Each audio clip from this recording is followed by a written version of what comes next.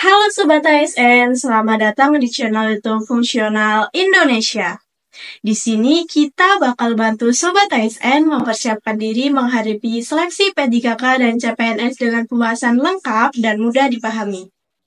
Sebelum lanjut, yuk like, komen, dan subscribe channel YouTube ini supaya Sobat ASN gak ketinggalan video pembahasan lainnya dari kami. Nah, di video kali ini kita akan bahas kisi-kisi P3K dan CPNS untuk formasi jabatan teknisi sarana prasarana. Pembahasan ini bakalan penting banget karena bisa bantu Sobat ASN memahami pola soal dan fokus belajar di bagian yang tepat. Yuk langsung aja kita mulai pembahasannya.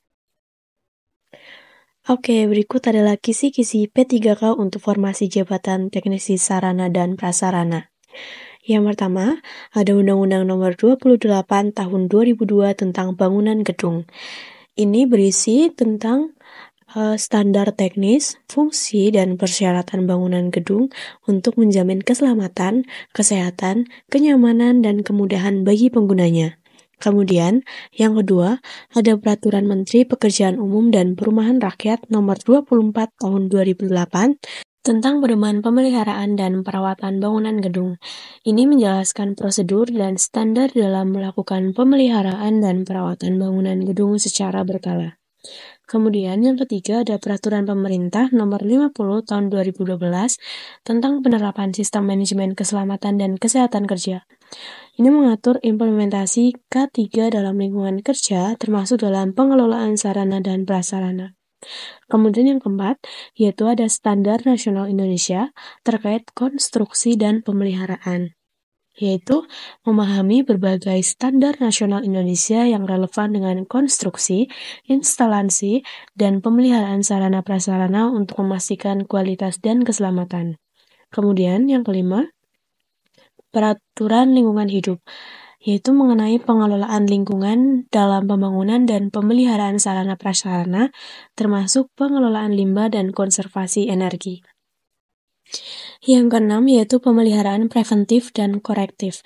Ini berisi teknik dan prosedur dalam melakukan pemeliharaan rutin untuk mencegah kerusakan atau preventif dan tindakan perbaikan setelah terjadi kerusakan yaitu korektif. Kemudian yang ketujuh ada perencanaan dan jadwal pemeliharaan, yaitu kemampuan menyusun rencana dan jadwal pemeliharaan yang efisien untuk memastikan ketersediaan dan fungsi optimal sarana prasarana. Kemudian yang kedelapan ada pengelolaan aset dan fasilitas, yaitu metode pengelolaan aset termasuk inventarisasi, penilaian kondisi, dan strategi perpanjangan umur aset. Yang kesembilan, penggunaan Computerized Maintenance Management System atau CMMS, yaitu pemanfaatan teknologi dan software untuk mengelola data pemeliharaan, penjadwalan tugas, dan pelacakan histori perbaikan. Kemudian yang ke-10, yaitu evaluasi dan monitoring kinerja sarana prasarana. Berisi teknik pengukuran dan analisis kinerja fasilitas untuk memastikan efektivitas dan efisiensi operasional. Yang ke-11 ada sistem kelistrikan, yaitu pemahaman tentang instalasi listrik, termasuk pemasangan, pemeliharaan, dan troubleshooting sistem kelistrikan sesuai standar keamanan. Yang ke-12, sistem plumbing dan sanitasi, berisi teknik instalasi dan pemeliharaan sistem perpipaan, air bersih dan air limbah, termasuk penanganan kebocoran dan penyumbatan. Yang ke-13 yaitu sistem HVAC, yaitu Heating, Ventilation, and Air Conditioning, yaitu pengetahuan tentang operasi, pemeliharaan, dan perbaikan sistem pengaturan suhu dan ventilasi untuk memastikan kenyamanan dan kualitas udara dalam ruangan. Yang ke-14, sistem keamanan dan proteksi kebakaran, yaitu berisi tentang instalasi dan pemeliharaan sistem keamanan seperti CCTV, alarm, serta sistem deteksi dan pemadam kebakaran. Yang ke-15, yaitu sistem infrastruktur teknologi informasi, berisi dasar-dasar instalasi dan pemeliharaan jaringan IT dan telekomunikasi dalam bangunan. Yang ke-16 yaitu struktur bangunan dan konstruksi, pengetahuan tentang elemen struktural bangunan, bahan konstruksi dan teknik perbaikan kerusakan struktural. Yang ke-17, penggunaan alat dan perlengkapan kerja, berisi mengenai keterampilan dalam mengoperasikan berbagai alat kerja manual dan listrik untuk keperluan pemeliharaan dan perbaikan. Yang ke-18, interpretasi gambar teknik dan rencana bangunan, berisi kemampuan membaca dan memahami blueprint, diagram, dan spesifikasi teknis untuk melaksanakan tugas dengan akurat.